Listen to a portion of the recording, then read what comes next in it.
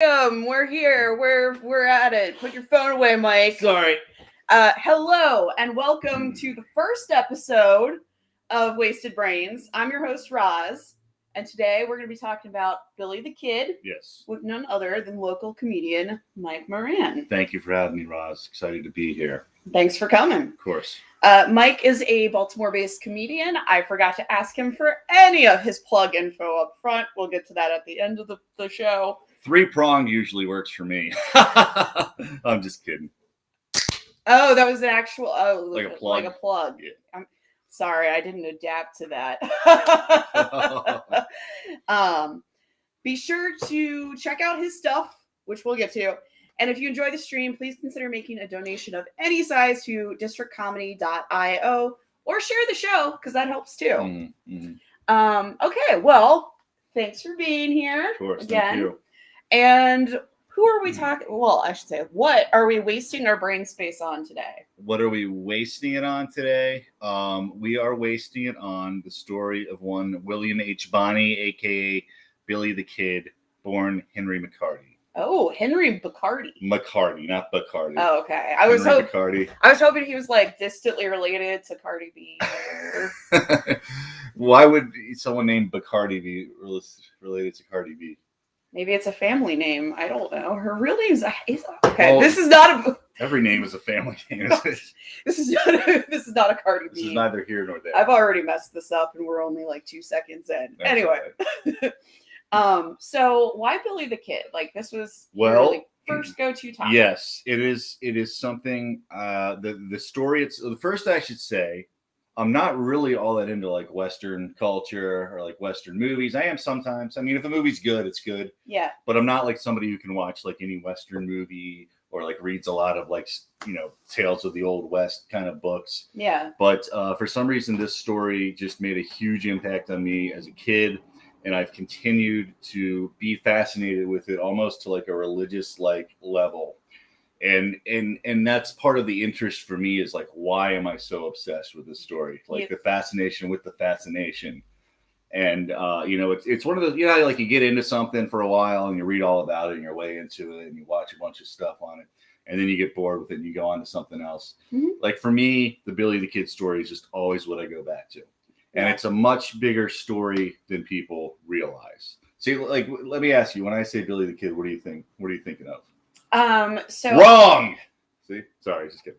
I would go Young Guns, but actually my first go-to is Billy the Kid from Bill and Ted's Excellent Adventure. Right. But if I were to ask you, who do you think Billy the Kid was, and what did he do? Well, there's the iconic picture of him, and I imagine bank robbing, right. All those stereotypical hold-ups, saloon lassoing fights. Stuff. Yeah, exactly. All of your good cowboy things. Sure. Well, Roz, yes, might I Mike. tell you that Billy the Kid was neither a bandit nor really a cowboy. Okay. He was, in fact, more of a almost guerrilla soldier type. And kind of a freedom fighter in some ways for the Hispanic population of Nueve Mexico. Oh, interesting. As it was known at the time. Yeah, there was never any draws in the streets. There's never any bank robberies. He was like a petty crook when he was like a teenager. Yeah. When he was like he like died when he was like 20, so he was almost always a teenager. Mm-hmm. But like he most of it was like a little Civil War kind of thing going on that was mainly between the Irish settlers of New Mexico and the the Hispanic people, usually referred to as Hispanos. Hispanos, okay, that was the old term.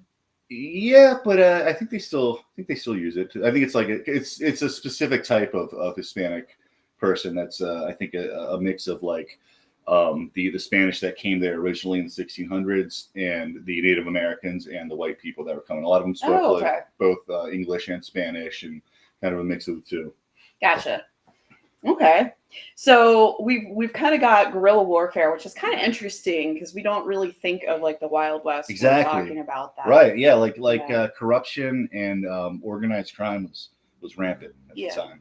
And you also kind of think when you were talking Wild West, you always think of like the stereotypical cowboys versus Native Americans, land struggles, but you don't actually really think of like the fact that we're also in the South, where there's a lot of people of Mexican descent, and we're probably taking their land too, because that's what we do. I mean, that was a huge part of it. It was like, I mean, that's pretty much what the Wild West was. It was like, you know, land that we took basically in the Mexican-American War and some stuff before that.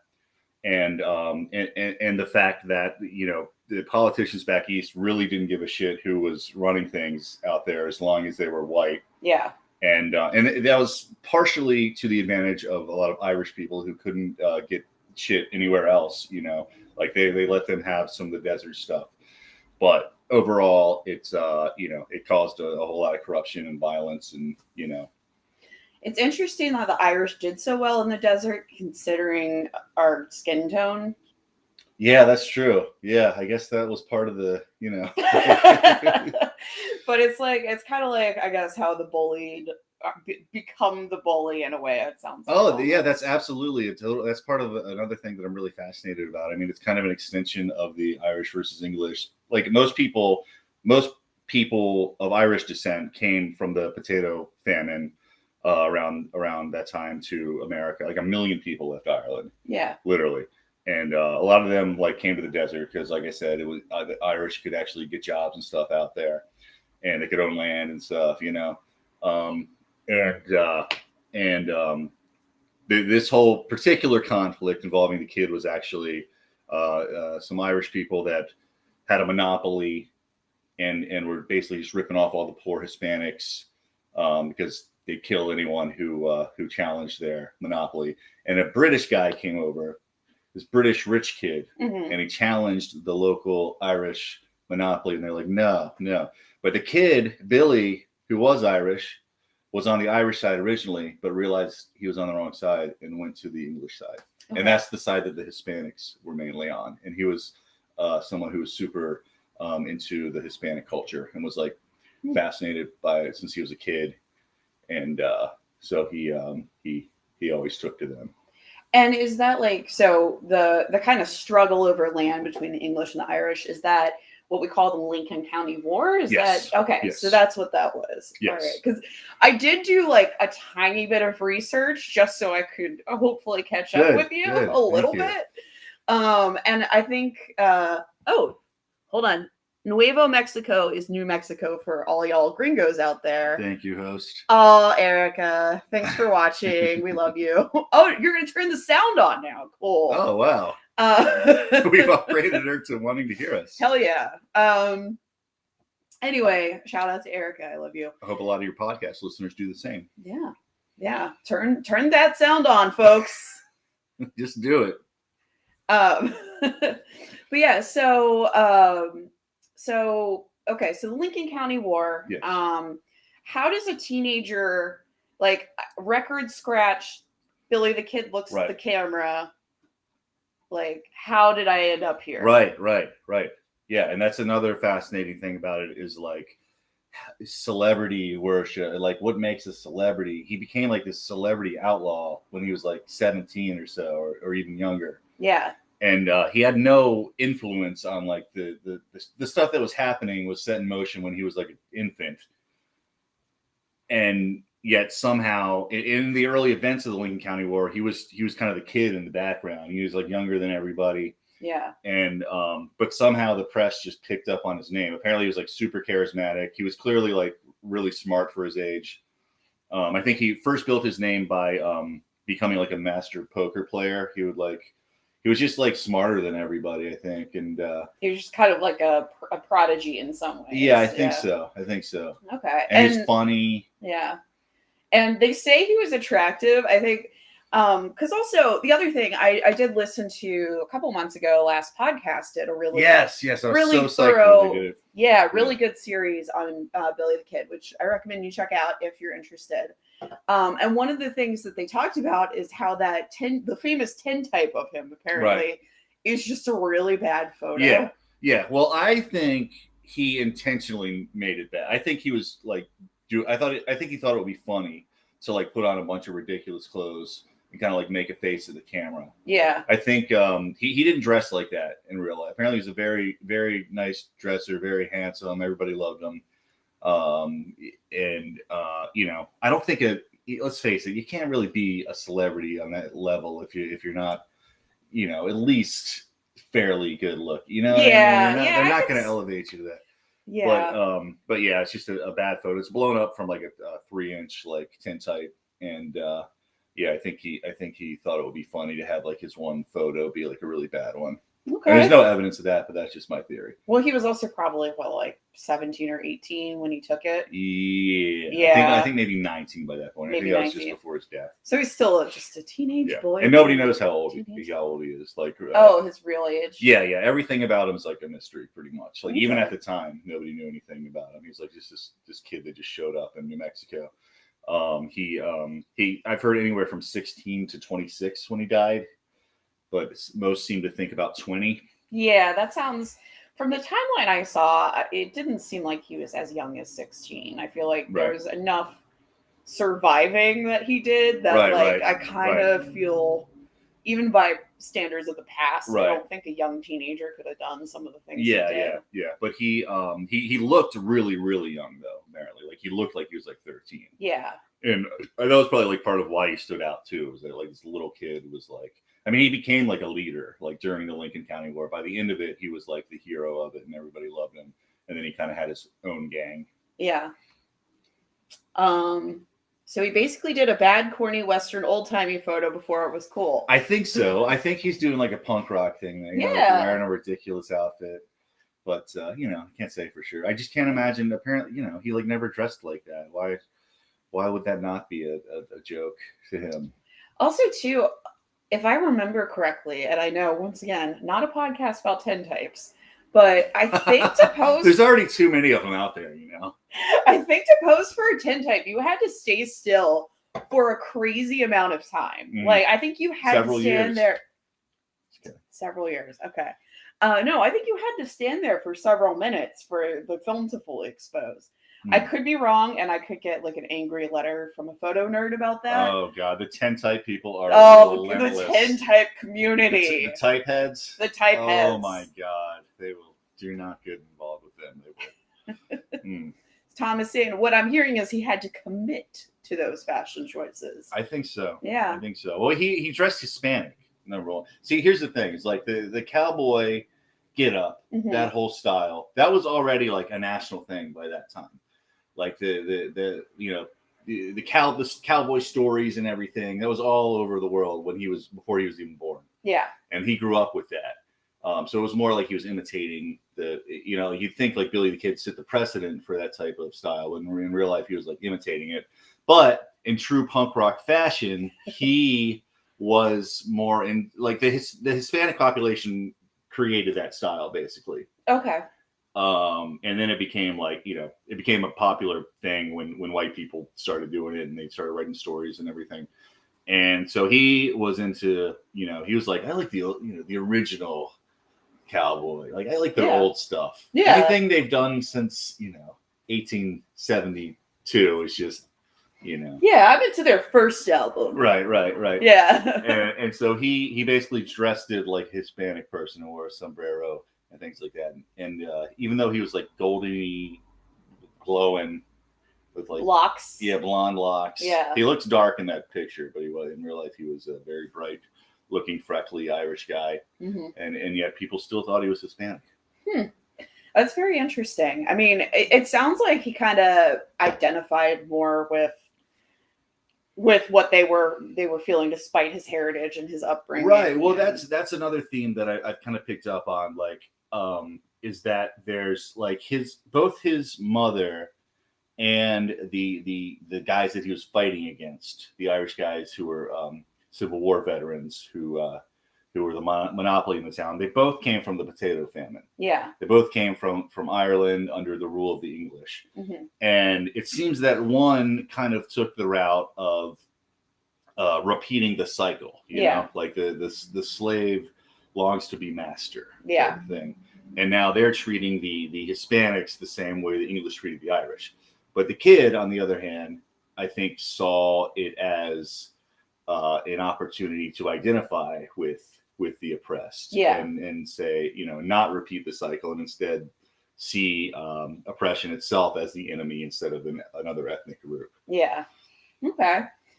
Because it seemed like a little bit like he had the ability to like charm people, which makes me think like he was maybe good at relating to people and maybe like seeing their side of things. Like, because I read at one point he did time for stealing a bunch of horses from a guy, but then when he got out of jail, the same guy hired him. Yeah, that was part of.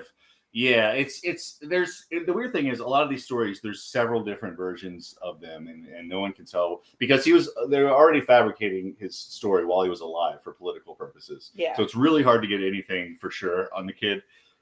But even though he was like a pretty public figure, like he did interviews and stuff, Yeah. But that one, I don't know if it's true that he John Tunstall, who was the English man in town, that he was caught stealing his horses and then he talked to him and he switched sides, or if the kid just realized he was on the wrong side and went there. But that was like part of it was like he's like, I realized I'm on the shitty side here. I want to switch. Okay. I mean, I think he kind of came to Lincoln County thinking, because the Irish side had all the police and sheriffs and government on their side. Mm-hmm. They had him like in their pocket. I think he came to Lincoln thinking he was going to be like fighting for the right cause, because they were offering immunity to like all the tough gunslingers if they wanted to come and fight on the side of the man. Yeah. And I think maybe he thought like, this is okay, I'm going to be on the side of good, but then he realized the entire thing was corrupt. Yeah. And switch sides. Okay. Yeah, I did read one story. So it's kind of interesting because it's sort of like there's Billy the Kid, the story, and then there's Billy the Kid, the reality, and they have become so right. They're delicious smoothie now. Absolutely. Yeah. With a little bit of like, I do remember there's a couple unsolved mystery storylines of like people pretending like, right. My great grandpa was Billy the Kid. He survived or whatever. Yeah, I actually wrote a thing about that for Skeptic Magazine last year. Oh, really? Yeah, it's all about it branches off into all kind of fake death theories. Yeah. And also I was able to like speculate on the end, like psychologically why humans do that, which I was really shocked they let me do because I don't have any credentials or anything. Journalism. Yeah, they just like put it out there. But yeah, it started with Billy the Kid and then it branched out into the other ones, and that's a whole nother thing. Yeah, that's really weird too, that people in the Billy the Kid world, that's all they talk about. It's like they fight about it constantly. It's like, who cares?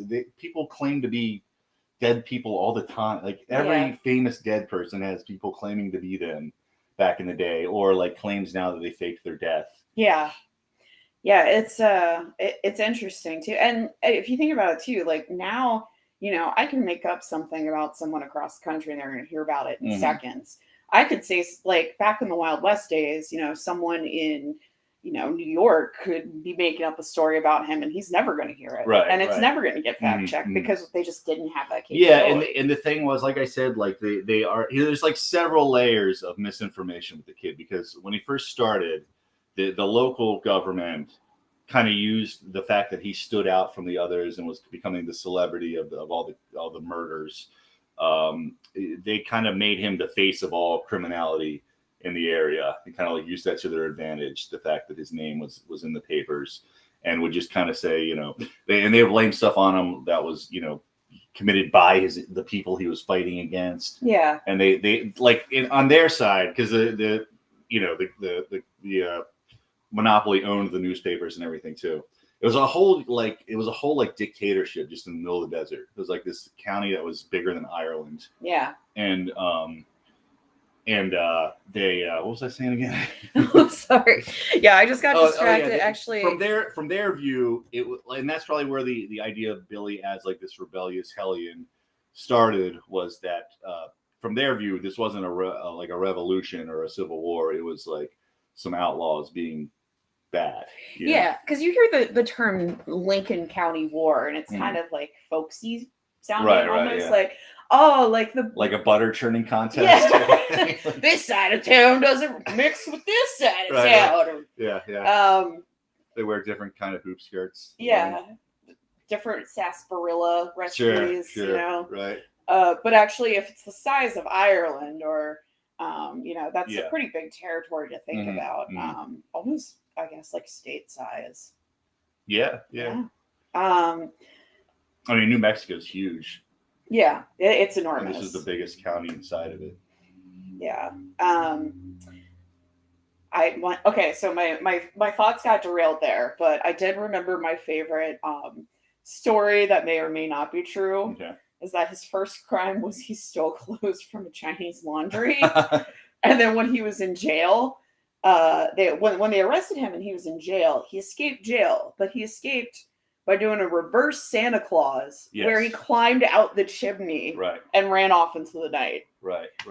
Yeah, that's true, pretty much. I Yeah. think there's some dispute as to whether that was what he was actually arrested for that time. I think he was getting into trouble around then, but the people liked him. Like his mom died, and his stepfather wanted nothing to do with him, Mhm. and then that's when he started like getting into trouble. Yeah. But the townspeople liked him so much that they kept like giving him slaps on the wrist. And then they locked him. He stole butter at one point. He stole clothes at one point, and he convinced them in his first act of convincionism, persuasion. Yes. Yeah. He told the jailer, like, oh, it's so cold myself. Can I just sleep out in the corridor near the fireplace? Because I guess like there's like cells, and then they lock the whole corridor. So they let him sleep out there, and then the next morning he climbed up the chimney and escaped. And in real life, they probably they were just trying to scare him a little bit, They were probably just gonna like let him go the next day or whatever. It was like an Old West version of Scared Straight. Yeah, no, it totally was. Yeah. Yeah. They were like, we don't want you falling in with the wrong crowd. Everybody likes you. Come on, son, let's Right. go over here. Right. Yeah. Okay, well, I choose to believe he did climb out the chimney because I've got a great mental image of a Santa Claus wearing a Wild West Santa Claus outfit and climbing through the chimney Yeah, he did. with a sack of laundry. He had like so many jail escapes. Yeah. That was his first one. He also like slipped out of like some kind of I don't know, vents or something, and like some kind of venting. He was always small, so he could like slip out of stuff, and he could slip out of hand chains. Ooh. Yeah. Shackles. Shackles. Yeah. Yeah. And I also read too the nickname The Kid. I know William H. Bonney is his famous name. Obviously, we know his real name is Henry McCarty. And we're not even completely sure about that. We think his real name is Henry McCarty. We believe his name is Henry McCarty, and he was born in New York City. Okay. But that's all pretty blurry too. Okay. Yeah, just so everyone viewing now knows, we're talking about Billy the Kid. Just to update you. And Mike, I think is that a correct link to your Can you slow down? He's like, I'm trying to keep up with you. Is that... Yeah, that's me. Okay. Oh, I didn't even know that was online, really. Is that the whole thing? Or you made Gale Academic One file. What the hell is that? All right, so for those of you who can't see my screen, which is everyone, Mike wrote a faked death stories and resurrection myths article for Skeptic Magazine. Yeah. And our erstwhile producer, Tom, has found a link to it on Gale Academic One file. What is Gale Academic One file? It's one of those, like, you know how when you were in like high school and you had to do like a report, right. Like it's. Are you telling me people are using my? I choose to believe that. I did actually get my first Wikipedia citation recently, I believe. Ooh, yeah, I was psyched about that one. For that what? was a different one. That was for the first. To switch gears to something even more tragic, the first young man to die of AIDS in America, and that they know of, and it's a weird mystery. It was like in the 60s, and it was in like the Midwest somewhere, and no one knows how he got it. Oh wow, interesting. Okay, well that's tragic, but also yeah. So now you're cited two different places. You right. can a high schooler in like West Philadelphia, born and raised. So that was what came to my head immediately. A high schooler in West Philadelphia might be writing a paper about Billy the Kid right now and using your fake death you're article. right. So Yeah. that's pretty Somebody cool. did cite me on like some weird conspiracy theory thing, where I think they were making me like pro conspiracy theory somehow. Oh. Even though it's clearly like an anti-conspiracy theory writing. And one time I was like listening to something on YouTube. I was listening to I like those like lists of like weird, I was listening to like weird small towns lists, and somebody started like reading my writing, and they claimed it was their own. Like they, What? yeah, I just like heard my exact writing. I was like, what the fuck?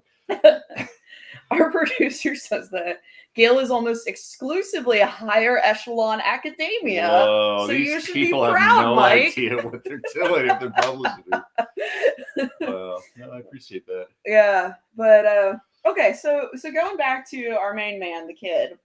From what I read, being called a kid was basically like that was like a delinquent. It wasn't even like you're a young man or you're a child.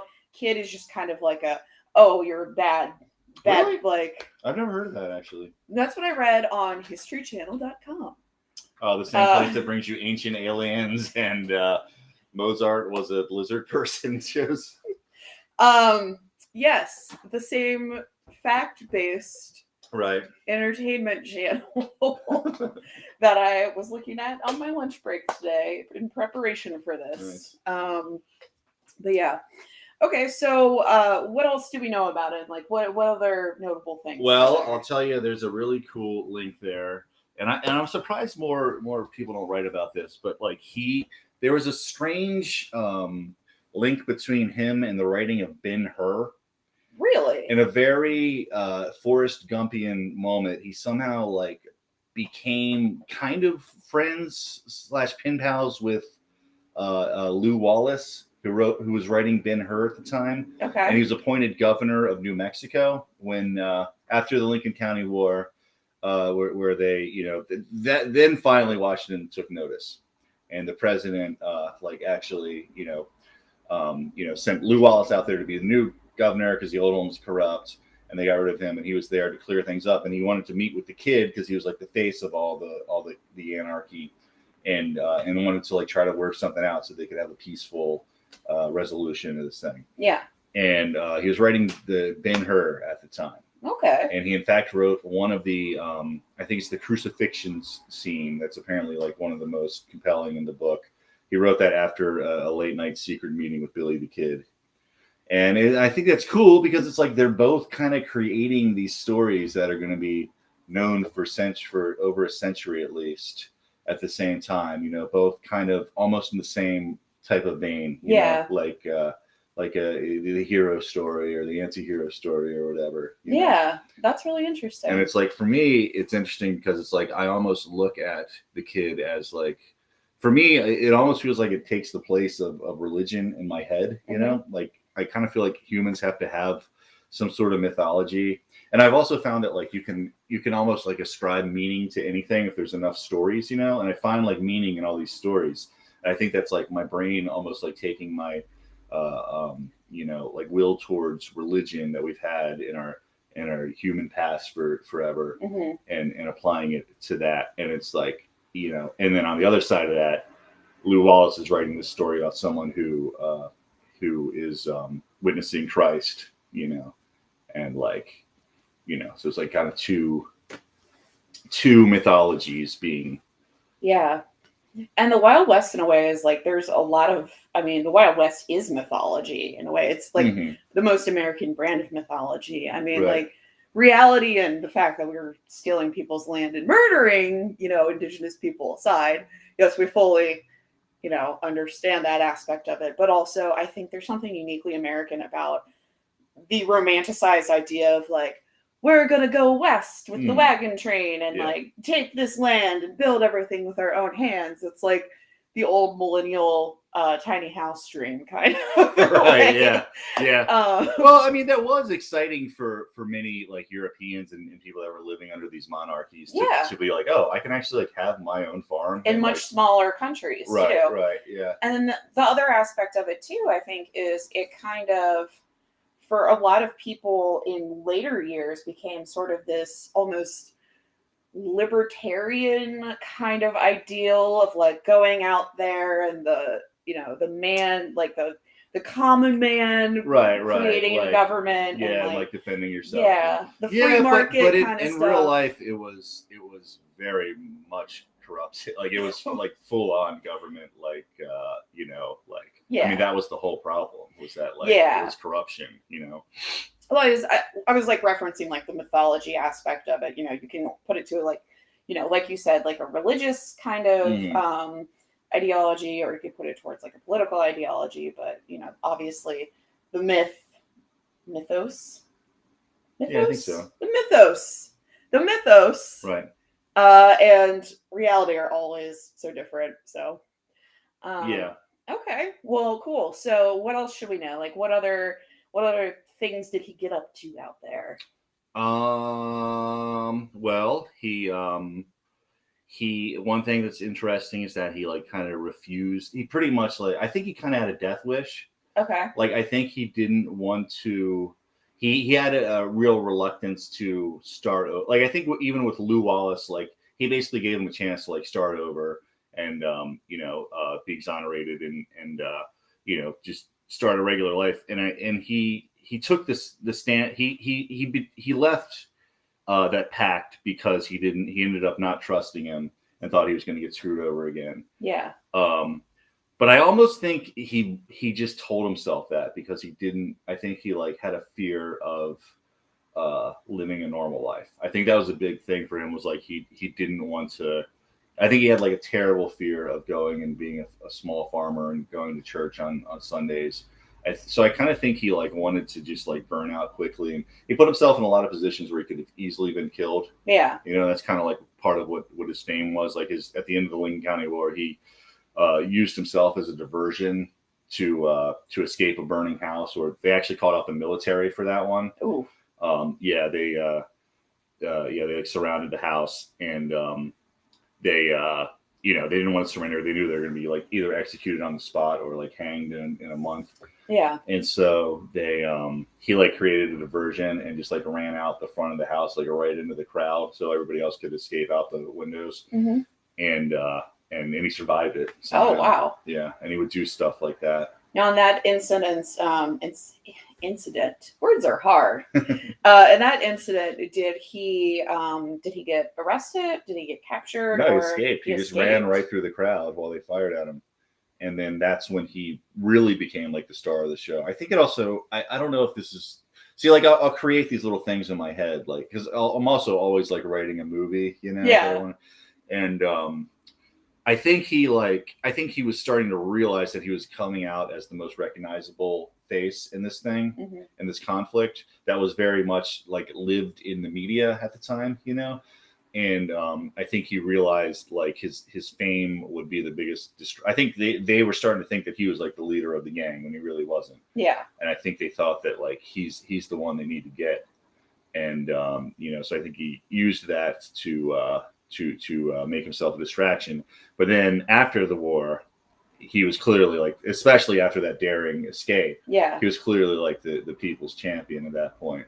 So he kind of like started his own gang and like kind of continued to fight his enemies and tried to go straight.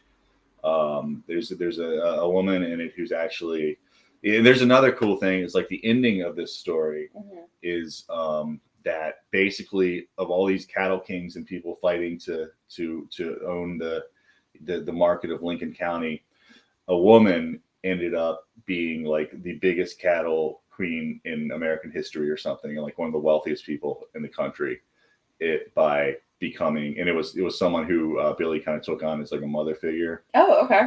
And she was like really influential, and she kept trying him to like, she was the reason why he was able to meet with Lou Wallace, and why like she got the attention. She like sued. They killed her husband, who was like the money man in the on that side, and she was the one who was able to get some legal stuff going. Okay. Do you know what her name was? Her name was McSween. Catherine McSween. Catherine McSween. Yes. Okay. That's kind of cool. And I think she actually may have been Hispanic, or at least half Hispanic. Okay. Yeah. Catherine also being an Irish name, so maybe she was part Irish, part Hispanic. Well, I don't know. I'm not going by first names. First name. Okay, well that's pretty cool. So how did the whole like mythos behind him start? So you said that he was doing interviews while he was alive, and there was like all this media attention. That's another aspect that always fascinates me, not just with this story, but with others. Like, I wish people would study the story of the story more. Yeah. And give us that story. Like, why do I know this guy and not this guy? Yeah. You know what I mean? And with the kid, it was, I think it was kind of a perfect storm, like, because he was, a lot of people thought, like, the whole country pretty much assumed he was like this violent, evil, anarchist who was, just bullying like because he was painted as that by the local media, which became the like spread throughout the police gazettes throughout the country. The yellow journalism was a big thing at the time. It was like the dime novels were kind of like the like the tabloid shows of the era. Yeah. And so there's that, but then there's also the kind of underground of Hispanic mythology that emerged around him, where he kind of became like this Robin Hood figure. Yeah. And so there's like two different things going on at once there. And then I think also I don't know if this is true, but I would assume, like me, it just opened up so much more than I thought just reading about him. Like, I thought it would be a very simple story. I thought it'd be like a Bonnie and Clyde type of thing or whatever. And so maybe it has something to do with the fact that there really is a really deep, rich, interesting story behind it all, that most people don't know about until they really look into it. Yeah. But he also, I believe he was like largely kind of forgot about until the 1920s. And someone made a sensational, there's like a few things written about him here and there. Like when people would bring up cowboys, he was usually one, but he wasn't like a household name at that point. Yeah. And someone wrote an account of I think it was called The Saga of Billy the Kid. Okay. And for some reason that just went viral, like back in the day. It just became a really popular book. And there's also O. Henry wrote The Cisco Kid based on him too, I think. The thong guy? The what? The thong guy? O. Henry? Cisco He's a thong guy? The Cisco Kid. I see what you mean. No, I want to look this up real quick. O. Henry? O. Henry, yeah. It was like, that was the author's name. This is also something I read on historychannel.com today. So let's maybe take it with a grain of salt. Cisco Kid. Well, the guy who wrote the Billy one, I believe, was named Walter Burns. Yeah, so the Cisco Kid was based on Billy the Kid in a 1907 short story. Oh, okay. The Caballero's Way. Right. Which then became a very big like comic book figure and like early movies and stuff. Interesting. So I that didn't know probably tied into that probably, as well. probably. And he wasn't. It's not like he was ever completely forgotten. Like I think there was a movie in the 19-teens about him. And I think it had a woman play him actually. Oh. Early on, yeah. And it was he died roughly when, like 18. He died in 1881. 1881. Okay, so that's actually a lot later than I would have thought. Really? Yeah, because I mean, my concept of the Wild West is like so like well, this was later on. Yeah. This was like kind of at the tail end of it all. Yeah, and I think I think like a lot of the outlaws that we know of are from like the last stages of like Jesse James and Butch Cassidy, and there's actually some overlap between those stories, really. Yeah. But yeah, for some reason, like the most well-known ones are like kind of the last ones. Probably part of it was the Wild Bill's Old West show. Became really popular. Mm-hmm. I guess because like he could get cowboys who are still alive from that era, or artifacts that were around. Like he had Billy the Kid's gun in his show. Yeah. And that was like a big part of the whole Wild West thing. But it had been like a phenomenon for decades before the Kid. Yeah, I mean, kids were reading cowboy stories in New York and even in England. Cowboys and Indians. Yeah. Okay, well that's pretty cool. And so how did things end for our friend? It's actually a little bit of a mystery. Ooh, spooky. That's probably part of why the fake death stories have been there's a tiny grain of truth in there, perhaps. Yeah. Mm-hmm. In that his killer likely embellished some details about it. Yeah. This killer was a former friend named Pat Garrett. Mm-hmm. Early on, their biggest connection was that at one point they were staying in the same camp or town or whatever, and they're the two best poker players, and they were called Little Casino and Big Casino because Pat Garrett was really tall. So they knew each other from that, and he became sheriff, and he first he captured him in a place called Stinking Springs using bacon to lure him in, believe it or not. It's a true story. He killed the kid's two best friends that day and the day before. And he said he did it on accident, but I don't think he did. I think he intentionally did that to kill the kid's spirits.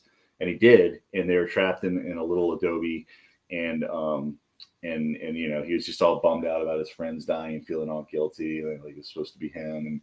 And then Garrett set up breakfast so that the smoke would waft into their little fort. Yeah. And they would surrender, and he did. So he did some emotional eating at I think so. Impromptu breakfast buffet. Yeah, they sat around in chains and like ate before they left. Okay. Yeah, no, it was a weirdly casual thing with him. Like he'd be like charming the guards and stuff like while they're en route. And yeah. But yeah, it's so weird that he, like, of all of his escapes, like bacon is what got him. And but then he escaped from that. And in my opinion, I think at that point he probably would have been okay with hanging. You know, I think he had every opportunity to leave the area and he didn't. Mm-hmm. I think he like wanted this to be his legacy, and I think he didn't want to live like an anonymous life. And but there was this horrible bully that like treated him like crap while he's in prison. Garrett put him on him on purpose because he knew he hated the kid and would kill him the second he tried to escape. Mm-hmm. And he just like couldn't. I think he just couldn't let him get away with that, so he ended up killing him and another guard and escaping. Oh, okay. The other guard he was actually friends with, and that's probably, or he like charmed, you know, he became friendly with him while he was there, and that's probably part of how he was able to escape. And he didn't want to kill that guy, but he was just going to take him hostage, but he ran, so he had to kill him. Mm-hmm. And then in the greatest moment ever in like cinematic, sensationalist storytelling history, he, the other guard who was across the street, ran over after he heard the gunshot, and Billy took that very guard's double-barrel shotgun, which he had filled each bullet with dimes so it would tear him apart when he could, and that he like taunted the kid with all the time, and yelled, "Hello, Bob," and shot him dead in the street. He then ran out into the to the like porch of the prison and did a dance. And the townspeople all gathered out, and he like made a speech about why they should let him go, and also threatened to kill anybody who tried to stop him. So he's really rock star level at this point. And like, absolutely, it sounds like just running on like pure adrenaline. Fuck it, I've got nothing else to lose. Like, I'm just gonna be as reckless and huge as I want to be. And he actually, so he like stayed long enough to have his chains like taken off, and he got every gun in the jail, and he borrowed someone's pony and rode off in the middle of the street while everybody just like stood there shocked, and everyone was expecting someone to pull a gun, and no one did. And he apparently was singing into the night and left and returned to the pony later. All right. Well, that's kind of cool. That's these like great cinematic moments. And that was the act that really like I think pushed him, really made him go viral. And but then a few months later, he was again refused to leave the area, and somebody that he was staying with ratted him out. And the official story is that Garrett comes to the place with his people. He wakes up Pete Maxwell, who was the guy who ratted out Billy, who owned all that land. Mm-hmm. You ever heard of like the Lucian Maxwell estate, or like some guy? It was a relative of him. Okay. And he's like some pioneer in that area. And he went to, the official story is that Garrett went to go wake up Pete because it was nighttime. And as he's waking him up, he hears the kid walk in and say, "Quinez." And before his eyes can adjust, Garrett turns around and shoots, and he dies. Probably didn't really happen that way. Okay. And of course, he had a gun in his hand. Mm-hmm. In real life, he was probably called into the room, didn't have a gun on him, and Garrett was just waiting to shoot him in the corner. Yeah. but he didn't want to look bad, especially because 50% of the population loved the guy, Yeah. and they were gonna like stone him if he did something that cowardly. So he probably fabricated a few things. Yeah, I mean, you kill the hero, you kind of Right. want to make sure that like build your own myth Right, as like right. a security policy. Yeah, in yeah. some ways. Yeah. And I think he's also responsible for the reason that everybody thinks the kid was 21 when he died, because apparently that looks way better than killing a 20-year-old at that time. Like I guess they considered a 20-year-old to still be a youth. Huh. Interesting. Mm-hmm. Okay. And then Pat Garrett was killed by a 21-year-old man like 20 years later. Oh, wow. Okay. Yep. Well, he's still got an extra 20 years of life, though. So, Yeah, but worked out well for him. Well, he wasn't there long enough for the smartphone, so what's really the point? That's true. You know what I mean? No Wi-Fi, no point. That's why I can't like watch old movies, because like at the ending, I'm like, yeah, it's a happy ending, but they still don't have smartphones. Right? What the hell is the point of living? Yeah. I mean, at the end of It's a Wonderful Life, okay, sure they saved the town, but you know what? No Wi-Fi. Yeah. What are you gonna do? The jitterbug? How am I supposed to download movies? Yeah. People don't even download movies anymore. I'm so old.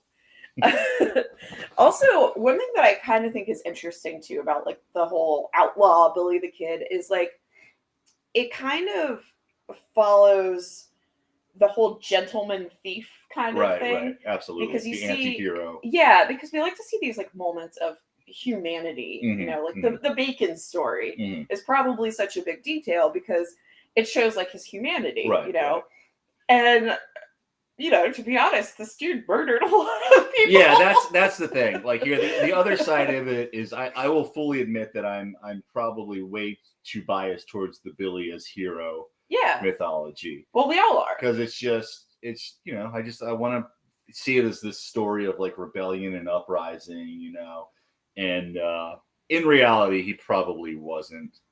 He did some pretty bad things, and there's other stories like where it's like, did he really need to kill that guy? It's he's probably not as heroic as I would like to believe, but it's like one of those stories where there's no concrete facts. You can kind of build your own. I mean, there are concrete facts, but there's like wiggle room with everything. Yeah, and I mean, it's also too, not to get too meta, but humanity itself, we're all shades of gray. We all operate in different shades of gray. So I'm sure he did things that were honorable, but like, right. Obviously we all do shitty things. He was probably a very disturbed person based on his childhood. Yeah. And so, Yeah. And also I think like, I'll also think to myself, like the Hispanic thing, was he really like championing their cause, or were they just good for protecting him? Like he'd like, he would give them money and stuff. He also had a Hispanic girlfriend. He had many Hispanic girlfriends. And that's a whole other thing, is like, maybe the whole thing was he just wanted to get some booty, I mean, wanted like, to get that cool. A boy at that age, sometimes I think the entire thing might just be because he wanted to impress chicks. He can't afford a stallion, so he's gonna become an outlaw. He was a little guy. Yeah, he was, gentleman thief. In fact, a lot of people thought he was a girl, and he kept his hair long intentionally. Well, I mean, like that way he could do the whole like sitcom. I'm dressing up in like a petticoat and skirts and pretending to be a woman. Sure. With a fan in front of my face. Right. Kind of ruse if he needs to. Mm-hmm. That's probably exactly why he did that. Yeah, I think so. Okay, well, cool. So we got about like 15 minutes left. So just kind of some follow-up questions for you. If someone's really interested in finding out more about Billy the Kid, or like doing a deep dive, what are some sources that you would suggest they look into? Because we are, after all, armchair experts. That's right. Ding. That's your symbol. We're also on a couch right now, so not an armchair. There's a really good book called To Hell on a High Horse. Okay. And other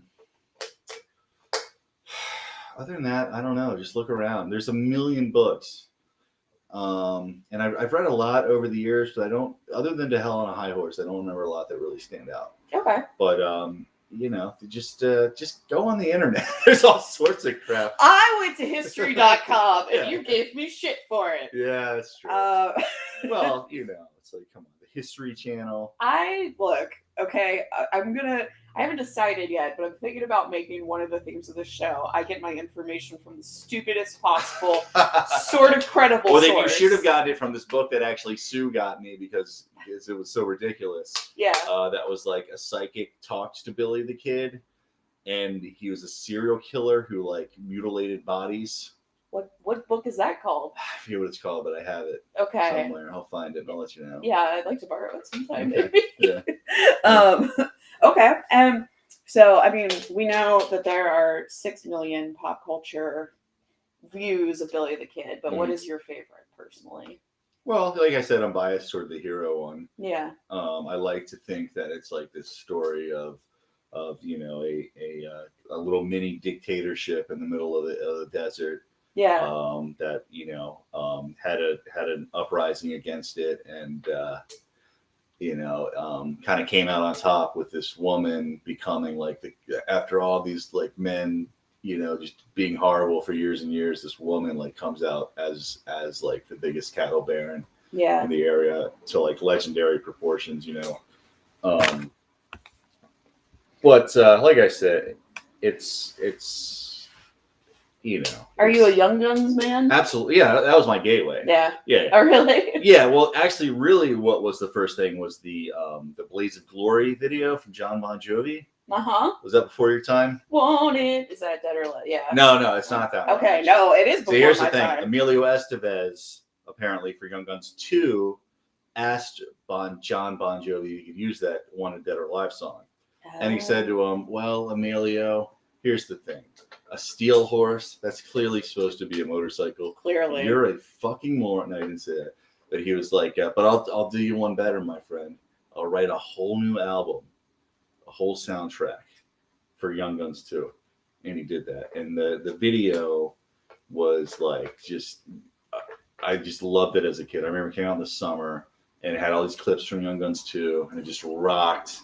And it was like the rock and roll and the rebellion and the fighting and like this, and then the original Young Guns they showed on like NBC or something, Mm-hmm. and I videotaped it and had like so I have like all the like replacement words for the curse words. Oh, nice. memorized, Mother farmer. Yeah, like buzzards. Buzzards.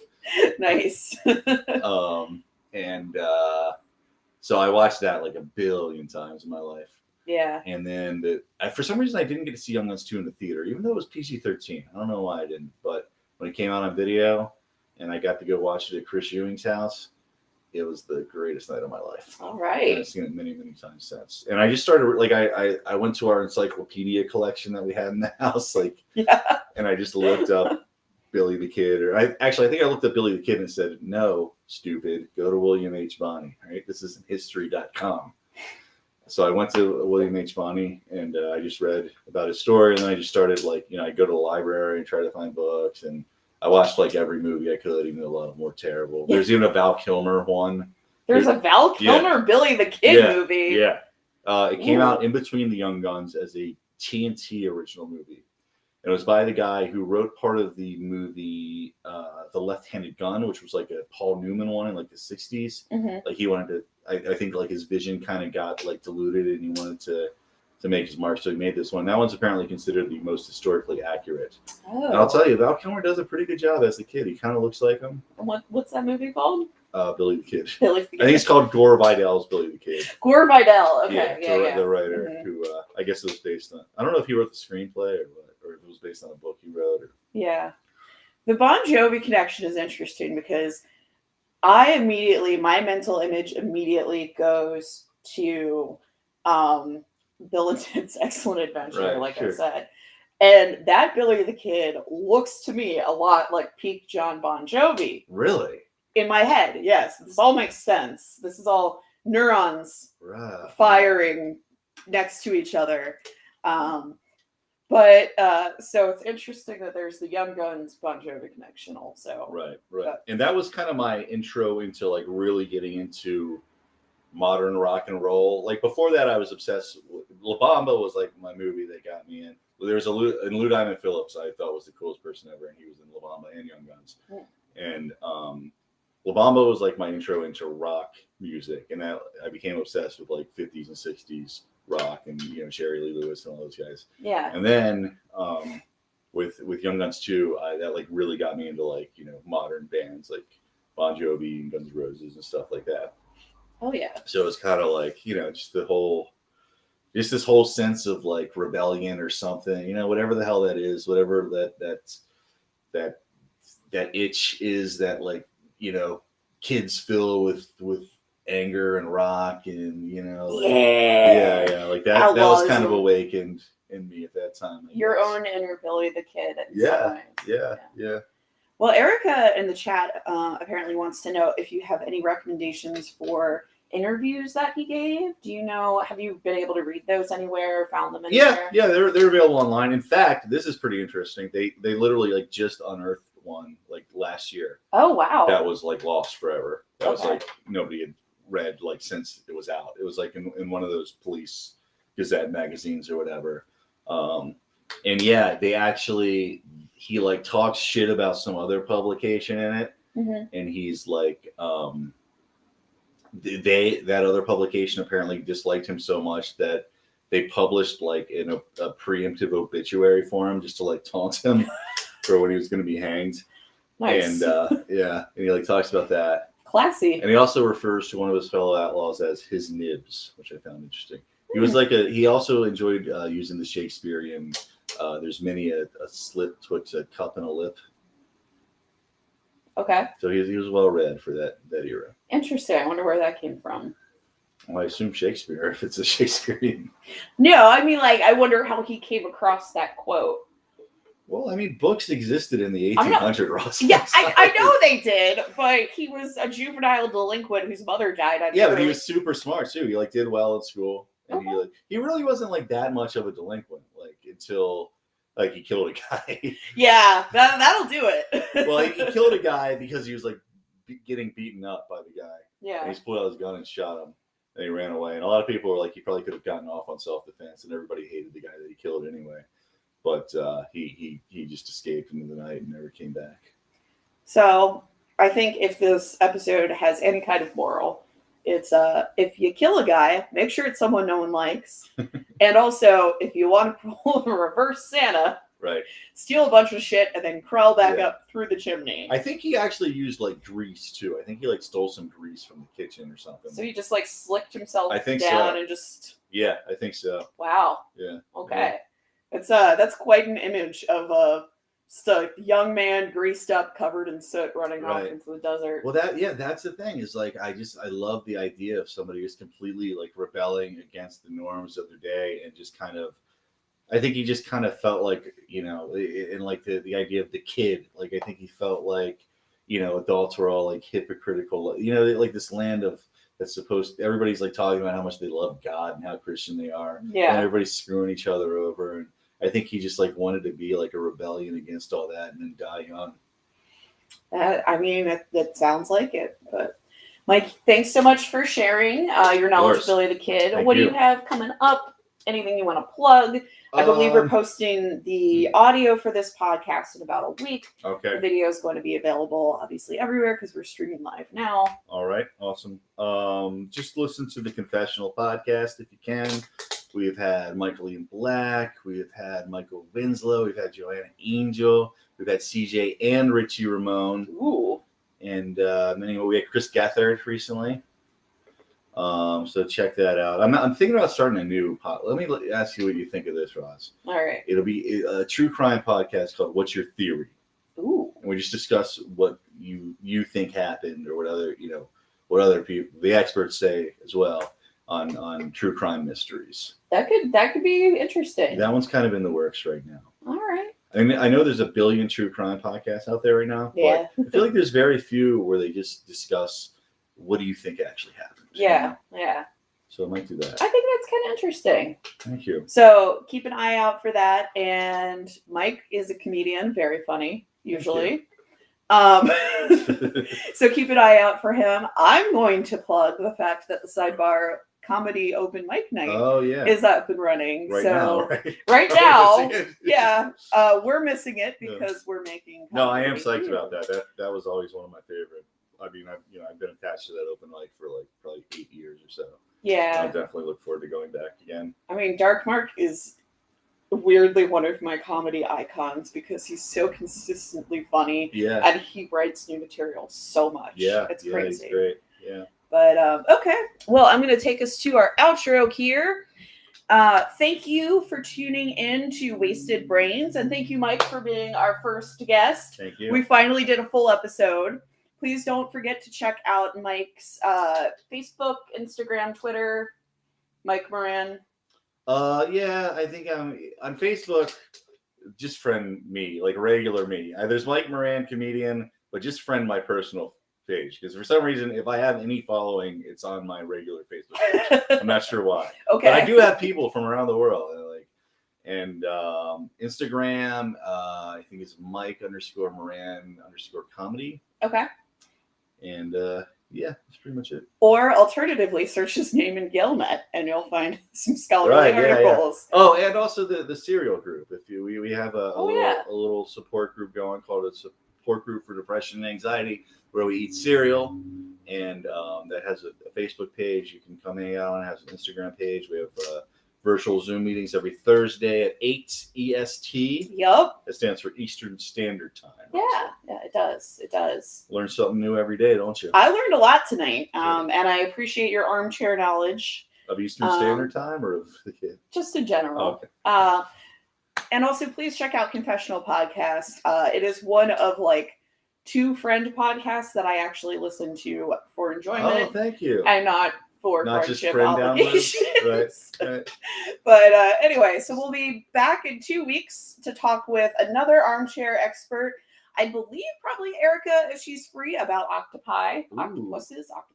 We'll find out. Right. Wow, those things are scary. They've got beaks and they're venomous. Yeah, and they can like squeeze through I remember our biology teacher saying they could squeeze through an aquarium if it's not properly made, and they'll just be on your floor dead. Yeah. Yep. It's so weird. Yeah. So I believe that's what we're going to be doing 2 weeks from today. 8:30. You can find us on District Comedy's Facebook page. We're on streaming on Twitch, and go to districtcomedy.io to find us. And remember, feel free to share the stream. And if you want to show us your support, please consider making a donation of any size to districtcomedy.io. Thank you, and we will see you in 2 weeks. Bye. Bye.